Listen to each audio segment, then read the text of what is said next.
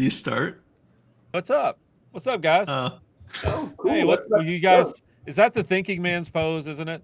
Yeah, I was lost in thought. I'm thinking about how hard it's going to crash tomorrow. I'm just glad you guys are wearing a lot more clothes than the thinking man. All right, that'll wake you up. Thanks for everyone. All right, I'm Darren with Arbitrage Trade. This is After the Bell. It is actually Thursday. I am under the influence, meaning, and we are not sponsored by CVS's version of Big Will. Yeah, no showing labels over here. You see that? That's the back. You couldn't tell, but it's. I can you just gotta blur it out. Yeah. Blur it out. It's Walgreens brand stuff. Yeah. Oh, CVS. CVS. Oh, my bad. We're not sponsored by them. Yes. Anyway, my guests are on the top right is Daniel Hopwood. He is an X, which is always the best kind of institutional wealth manager. And we have Josh Morgan, aka the banker, JP Morgan, and we have Royce Wells, which is our CEO and creator of all this. He is why we exist right here today, but just now on this show. And I am Darren. I am, like I said, I am influenced by meds. Dayquil and NyQuil. Just today. Don't say I always am. It's just today. So I can't tell the difference. I might be either. Yeah, I was waiting for that. I might be out of control, or I might just be reserved and just sit back and let these guys talk. Wall Street traders do illegal drugs, and ape traders do over-the-counter drugs. So the movies are real. They represent real life. No Quaaludes here. And the books that have been written. I do throw poo, especially if people say things I don't like. And here's the disclosure, though. If you couldn't tell already, at least for me, we are not financial advisors, and this is not financial advice. This information provided is surely for educational and entertainment purposes only. Please always consult an investment professional before making any financial decisions. So, and I knew before I even got the agenda what the first thing was going to say, and it was back. Pretty much that's what it said. Yes, we are back, baby, is the title of the first section here. And if we'd done it yesterday, I could have said, no, we're not. You're wrong. But then today, when it exploded and it went back up again, like 500 points up and all-time highs, and everybody's throwing parties and inviting people over to dance on poles. And so, not here. Wait. Did you just recite the movie The Wolf of Wall Street? I was getting there, yeah. One of my favorite movies, yes. Because I'm twisted that way. So, Daniel, just tell me what happened. What's gone on this past week? We're back, baby. And like it's not even like we're almost back like I thought we were all the other times, but like definitive all-time highs now in the S&P. So like I get to think I take a victory lap with the title of this section this time. Are you sure? I'm allowing this too. I even just at least for a day. Yes, I do. Okay. For this immediate moment, I am currently correct. Now, next week, maybe it'll be like, we dug a new grave. I don't know. Let me see. Tomorrow, I'm just going to look for my dots. That's all I care about. My dots. Okay. Mm-hmm. Tomorrow is quad witching. So how is that going to handle how is that going to possibly make things any different, or is it not? And they've already prepared for it already before tomorrow. So what's going on? I mean, they've definitely already prepared going into that. Like it'll probably stay. I imagine all the movement's already done.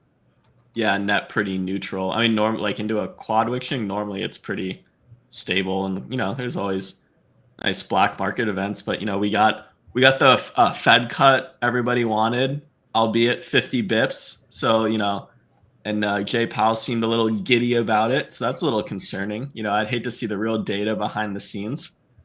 So if we get another 50 bips coming up, that's concerning. A whole 100% or 1% cut. Of it. They don't want to let them know that they're on top of it. That's what they're on top of it. 6 to 9 months too late. Okay, so the dot plots did say yes. That's what they predict is another 50. Either be 25 or another 50 at the next one, and now they're saying it's political. Some people are. Of course it is. Because of the timing of it, of course. But I say, and I still maintain that the effects aren't really going to take place till about 3 or 4 months, maybe 6 months down the road from starting it now. So everybody's just it's a great narrative because that's what the you funds mean right always as need. Bitcoin, matures and they no longer can be mined and it So can many become things going a on. reserve currency? Never. It will never. No, that would never calm down around then. Right. Oh, don't forget now. The what's going on with the wars, and then we have that's gas is now going back up again after hitting way down at 68. Now it's back up to about 72, I think today. We'll have to see what happens there. It's like release the Kraken. It's all going to be released, and we're going to have a lot of fun. Gotcha. So, Banker, weigh in. What's your thoughts on what's going on? Oh, I mean, I will hit on a lot of it later, but right. I mean, most of it. No, it's just it's kind of what we were talking about. The reaction seems to be a little bit, too little, too late. But on the flip side, there are some things that have already trickled down a little bit. Like you look at mortgage rates and oil prices and things like that, and oil prices are down, and so makes it cheaper for transportation, and some of the core expenses have already come down a little bit. So they kind of because we had gotten to the point where now we were pretty much certain, especially after the number adjustment, that we were going to get this rate cut. So a lot of things have already happened. But yeah, to your point, it's going to take months for this to actually trickle down to anything meaningful. Yeah, mortgage rates, just to get a little more detail on that, down to the low sixes, I guess, right? 6.1 something ish in that area. And again, people are still, that doesn't change all the people who got their houses cheap. So for 2%, et cetera. So it is gonna help some, but I mean, the market also maybe for new homes. I don't know. I mean, I'm not the expert there, but it'll be interesting to see. I do want to go ahead and hit on that though, since it does kind of go with the tail of the tape, and we can go ahead and talk about just the interest rate cuts. So if there's anything else that you guys want to say about the interest rate cuts, before we move on to the next thing. Pretty much it. Dead horse. Yeah, well, rate cuts. Yeah, who saw it coming? They said it was going to be a nothing burger, but the 0.25, then they went the full 0.5, and now they're talking about another 0.5. Come on. Well, and then what'll happen though, and they've said this that the funds have already baked it in. The what's going to happen? Yeah, you get me back. Okay, the funds already said that it's baked into where we were then, but then we still had this reaction afterwards. So it's never baked in. It's never baked in. The real estate go down first. I'm like, yeah, they're going to definitely cut because typically they're lockstep, right? And real estate going first are like, nope, this has happened really, really, really quick, really, really fast. So. And the 10-2 split is widening now to the right way. So 5 months. I mean, that's 5 months from when all these cuts start getting drastic is when recession actually gets admitted to, I think. So we'll see. I mean, that's what, April, March? Yeah, April, May. Yeah. It's going to be, yeah. Big hits have been in June before. Maybe they'll push it out to that. Who knows? It's always going to, and then they always use that disclaimer, right? That it depends on if there's any macro events, say like an election. So yeah, I'm still saying January, February, watch all crypto take at least a 30% hit. Okay. 30%. 30% at least. Okay. So that means Bitcoin about to chop off 18,000 off of it. I've been meaning to buy that. This sounds like a regular day in crypto. Right? Down to 40. Like that's a standard like 2 month cycle of down 30%. Okay, yeah. Uh-huh. It'll be up 70 in the next 5 months. Like right. I did see something from baby 100,000.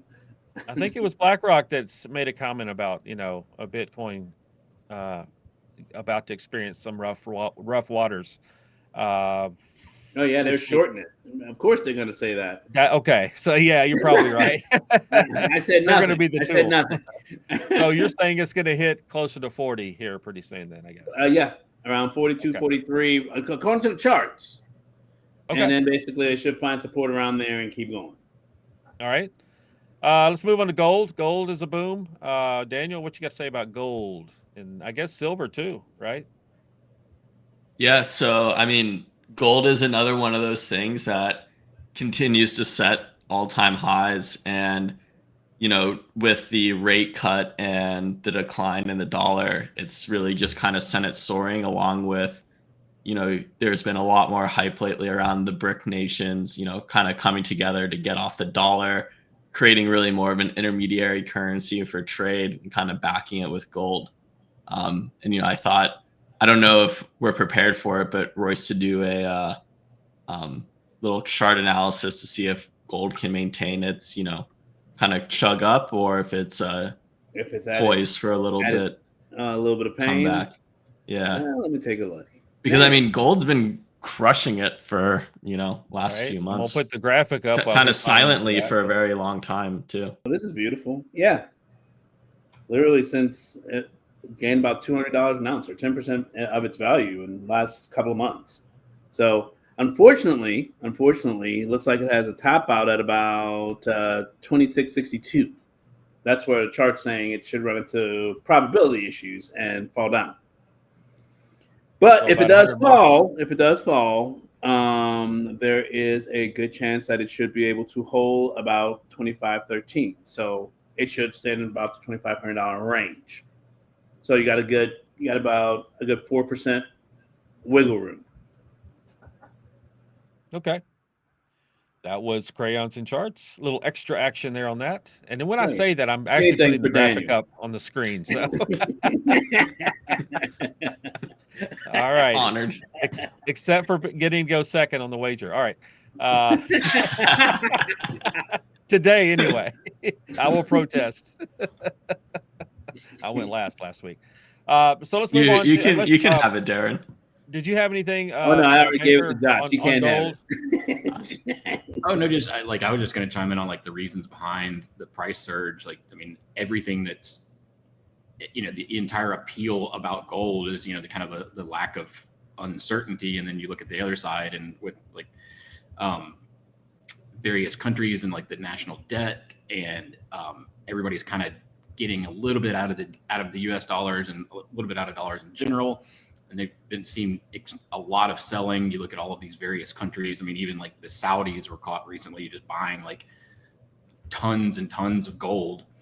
And then, demand from investors, because you've got all these people that are, trying to get out of cash and want to get into gold because it's safer, and we don't know how the economy is going. And, the continued like geopolitical conflict that's happening, it just everything that could possibly go right for gold is going that direction. And it's all, and especially, the relationship between spending and debt and gold, it's just further driving that price up. I also like the fact that silver's also trailing not too far behind it. Right. I think silver's close to like almost 30. an all-time high as well. Yeah. Almost $30. Cool. That's the poor man's gold. Silver, $30 per ounce versus I think silver though in the last year has had like better returns than gold. Yeah, that's possible. That is possible. I've seen it at $21, so that means it's almost up 30% or so. Because over the last year, lag a little further behind than gold, but it seems to be kind of outpacing it this time.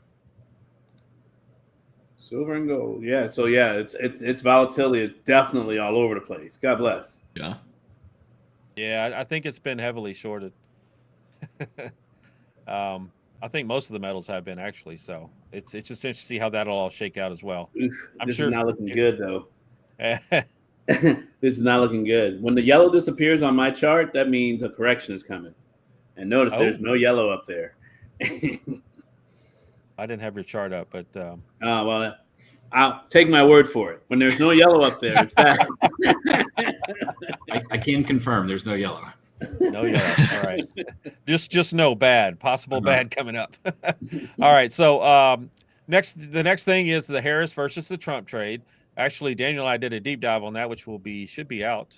Actually, it would have already been out by the time you see this. No, it'll be about the same time, actually. So we'll get to see this, and also Daniel and I's deep dive tomorrow. So just kind of set the stage. not the debate stage, but well, it kind of will be.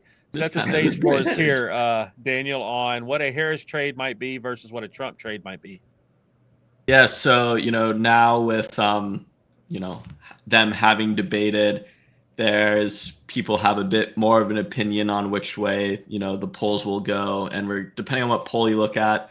I'd say the majority to some smaller to some bigger degrees have Kamala winning the election, and you've seen this reflected in the markets over the past few days with things such as crypto, energy, and financials falling, as those are the Trump trades. So the things that if Trump were to be elected would be beneficial.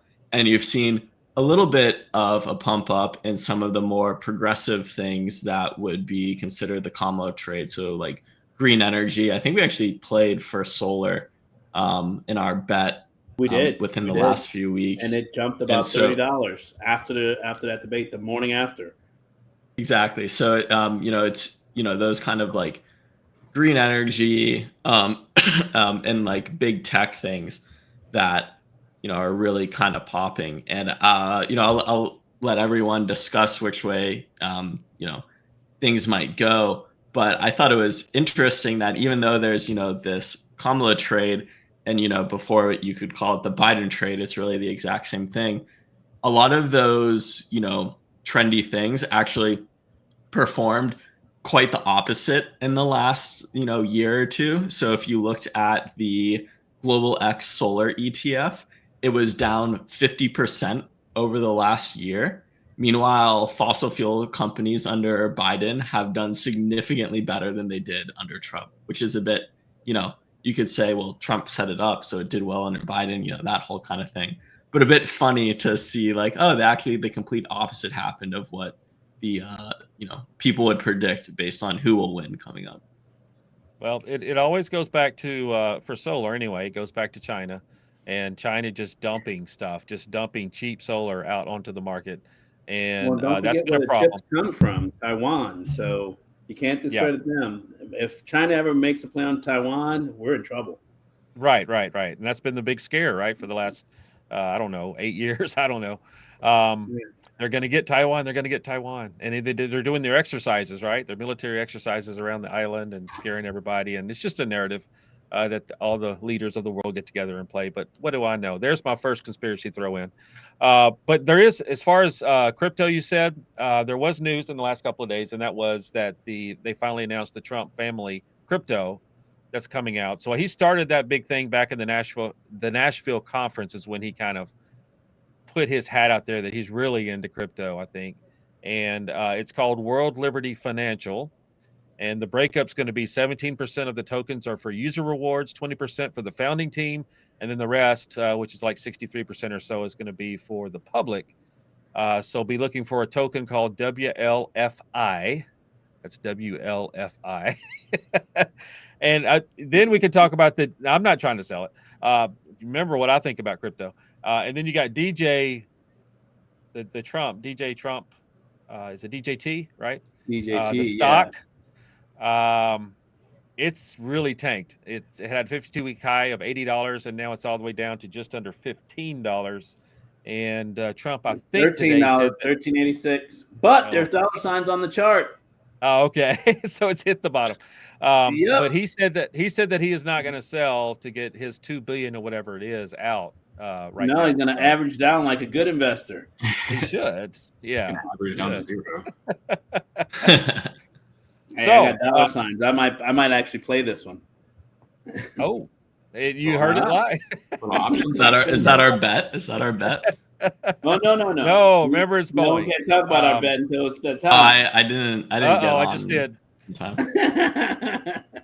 So, let's talk about the trade. We did, again, it's very extensively. I think we talked for 30 minutes. Daniel and I did on our deep dive. But is there anything that you guys want to add to if Trump wins, this stock's going to do well, or if Biden wins, then listen to me. Trump or Harris wins, or some people would say Obama wins, then a certain stock's going to do well. So I personally, and I'll throw mine in and let you guys talk, going against what I said when we first started, that I wouldn't jump in. But I got nothing. I think it doesn't matter. I think it doesn't matter who gets elected. It's always about the administration. It's always about Congress. There are executive orders that get written, and that's pretty much the only thing that the president can do. The rest has to be done by the Congress, and Congress is intentionally set near 50-50 so that nothing gets done. There's gridlock, and people virtue signal and say, I'm going to do this, and they never can do it because there's not a 40-60 split, and that's all designed and on purpose, and everybody loves gridlock. So I will stop there and let the banker talk next, and then Royce can wrap it up with anything he has to add.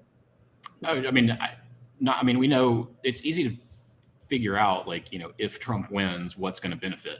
That's pretty clear cut. He's not exactly hiding it. The flip side is, with Harris, we don't really know what her monetary and fiscal policies are. The only thing that you could really say that is probably a guarantee if she wins is, and tying it back to what we were just talking about, is gold. Because if she wins, it's going to be an increase in government spending. It's just going to be, more of the same of what we've already had with this administration. And gold is always a hedge against national debt. So that's just going to continue to pump that up. Okay. About you, Royce? Anything, Royce? Going completely opposite of you, Josh. Completely opposite. Oh, okay. I like a little challenge. Hey, I'm not saying your opinion is wrong. I'm just saying this is what I think is going to happen based on the last election where it was Trump versus Biden.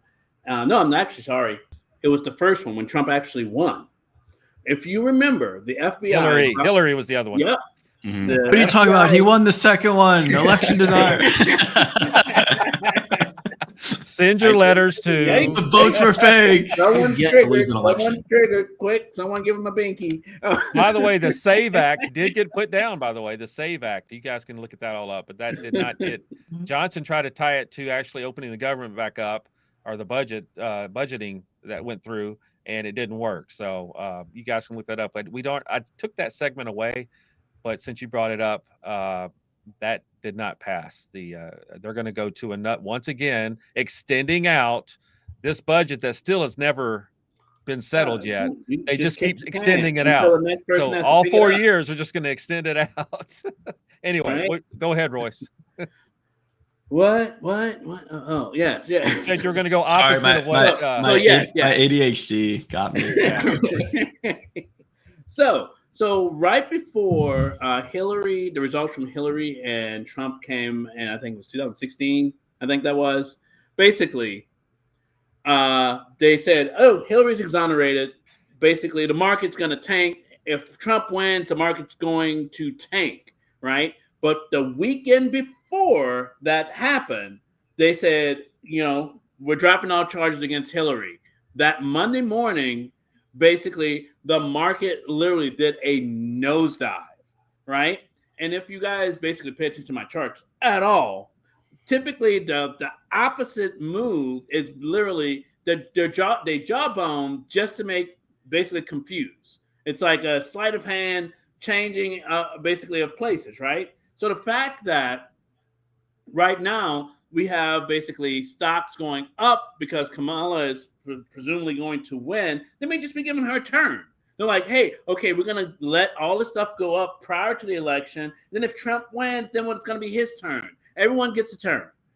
It's not necessarily. It's like, is it kindergarten? Wait, you're make money here. You're sounding full on ape right now. I'm kind of excited about this. Right? Like that tinfoil hat is it's a big one today. Right. Well, so I'm like, from this, right? So, and everyone, I'm not sure if you remember the news in 2016. If Trump is elected, the market will crash.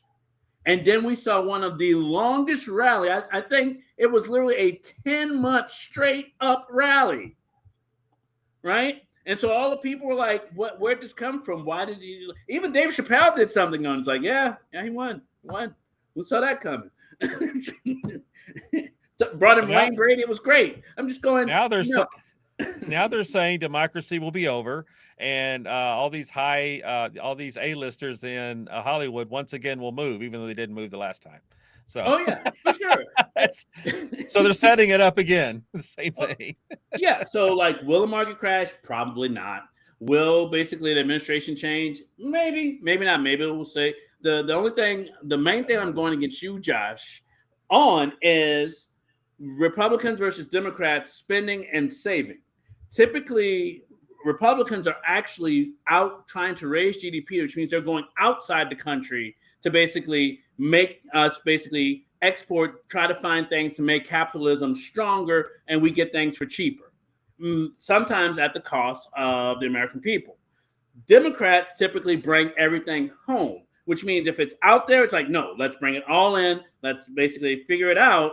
But so in that view, or in that spectrum, or in that vantage, right, it makes it really, really hard for us to do that, because we're already in a Democratic leadership right now. So what else is there to bring in? So like my biggest deal with all of this is like, hey, if I'm elected, I'm like, hey, you're already in office. So are you going to continue? Are you going to expand? Are you going to do more? If you are, great. I would love to see what you would do in charge. But on the other side, it's like, okay, if we have a lot of debt and we have to figure out how to get rid of debt, a Republican president may not be a bad choice, because once again, they're trying to generate more money, and basically generating more money hopefully means we're going to be paying off some of this debt. Okay, wait, Josh, sorry, you can go. I don't want to. I'll just say that I mean, that actually like more or less mirrors my point. You know, we're just going to continue, because she's already in office. We're literally just going to see more of the same. And then if that continues, then again, you know, the things that are currently going up are going to continue to go up. And so, but I mean, again, we don't know what additional policies she might come up with, but yeah, her executive orders, right? But I can't. She has like little to no experience with that so far, and we've seen no evidence of anything. Hey, actually, she has to be in every single meeting he's in. That means she has to have some experience. You don't have to have experience. You just read off the teleprompter. I mean, come on. Well, if you ask Twitter, she's drunk all day. Come on. Just read. I mean, I'm talking about that's what they used to get mad about with Trump, is he wouldn't read off the teleprompters. Like, this is what we told you to say. Like, that's what I wanted to say. It's always the administration. I mean, I hate to oversimplify it, but the president comes in, they write a bunch of executive orders, they make people happy, their constituents happy, and then the rest of the term is nothing but the administration running the show and the bobblehead that's at the front spitting it back out again, unless it's Trump who goes off path.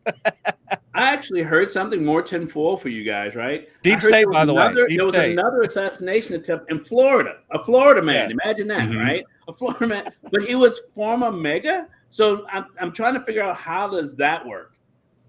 They're saying he's not going. We didn't figure he would go this far right or whatever left. I'm not sure. I think it's right. That's exactly who the deep state would pick to do this. Exactly. Why would they pick a liberal to do it? A liberal would never do that. No, I'm serious. I am serious, because and I think some people who got elected as Republicans were also liberal, but that's the best way to do it. You go in and you represent yourself as a Republican, and I mean that's Trump. Trump was always a Democrat until he ran. I mean, you'd think once you get elected, people would have better aim, though. Yeah.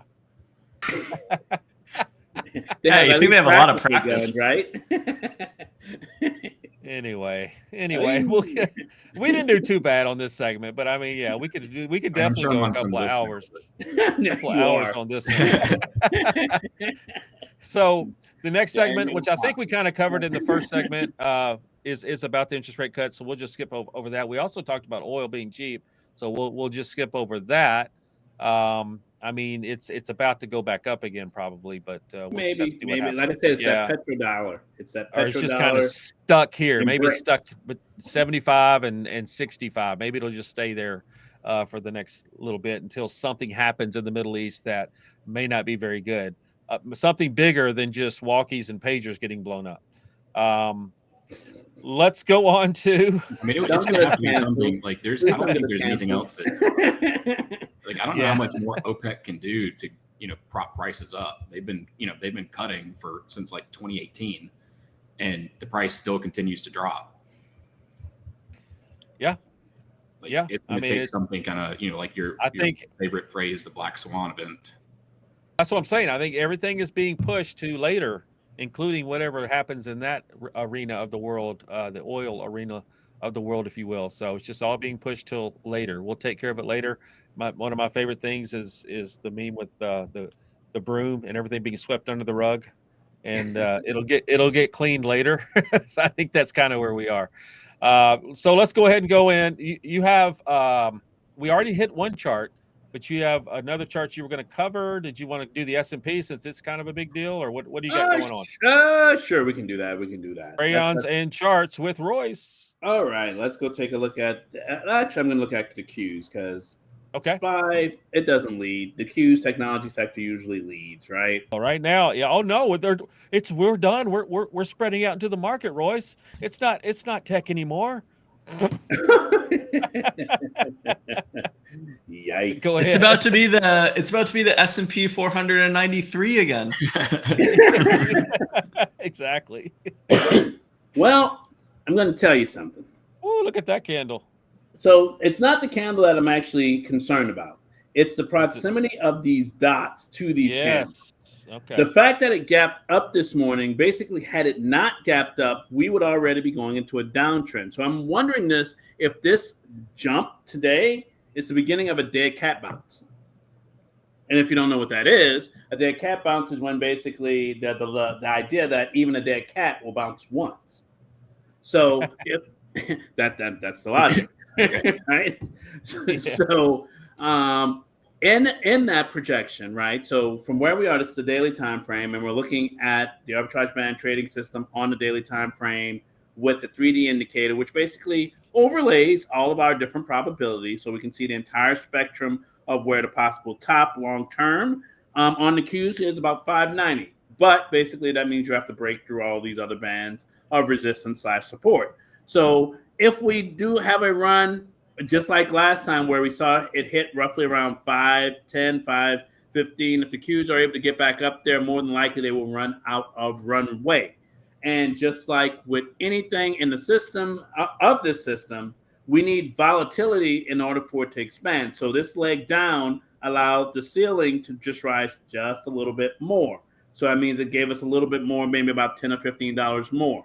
So if we're actually wanting to see a higher run up, that means we have to at least come back down and visit, and no one wants to talk about this, about 394, which means on this rate, that's about a 25% correction just to basically bounce up. What I want to see, not necessarily what's going to happen, what I want to see is basically as we get closer and closer to the election, I want to see this guy drift down so that way whenever the president is elected, whoever that president is, basically the volatility from this drift down will allow us to go even higher and continue the march up.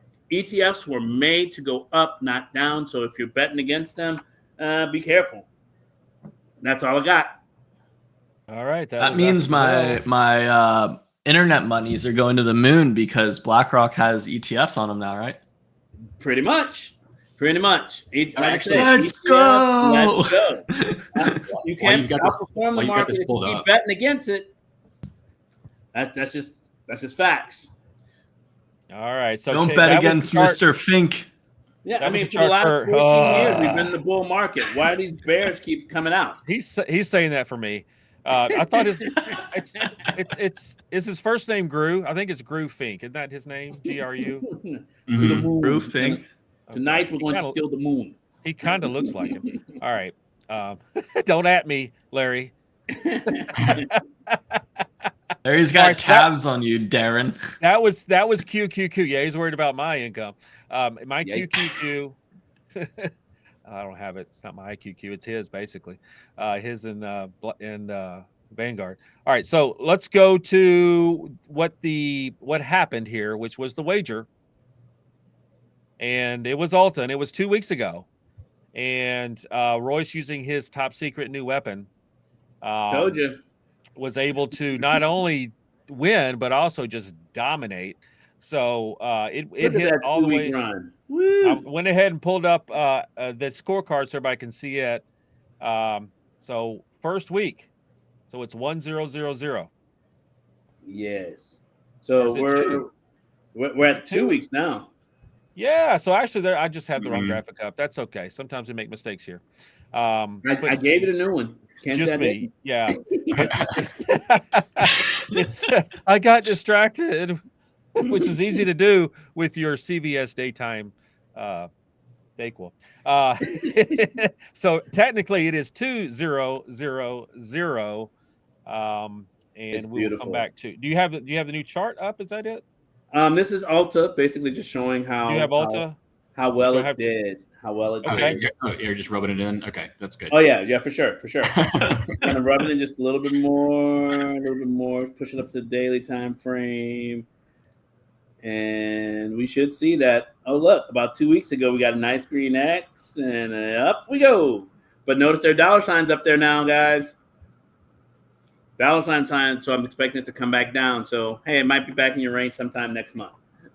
Well, it's obviously this Hey. week. This week was meant for pumping everything that's in everybody's portfolios. So if they actually bought it when we talked about it on that after the bell, they would have made at least a 10% return on their money. So, hey, here's to being in the right place at the right time. So hopefully they are watching. All right. Well, I'm sorry, you don't get 10%. You just get the key to the executive bathroom. Oh, well, there is All right, that. All right. So what your new one though? You said is you want to pull Oh, up my what, for this week, the bet for this the week. new wager for next week for week 3. Yep, Boeing. Everyone said Boeing. Hey, Boeing. Everyone says it's dead, it's dying, and I'm saying nope. It's almost time to buy, and yeah, I'm picking out my range. And my range for my trade, I want to basically see 160 to 165. That's where I'm at. It will go from 165 to 160, 155, 150, and 145 are your points. So who wants? I will let since I promised Josh, I'll let Josh go second to pick the second range. It's a $5 range for each. I'm at 160 to 165. Right. I like the. I mean, I gotta now. I want to know what you know, but I like just from my analysis, I would like the. I think it was the 150-ish range. Yeah, like 145 to 150.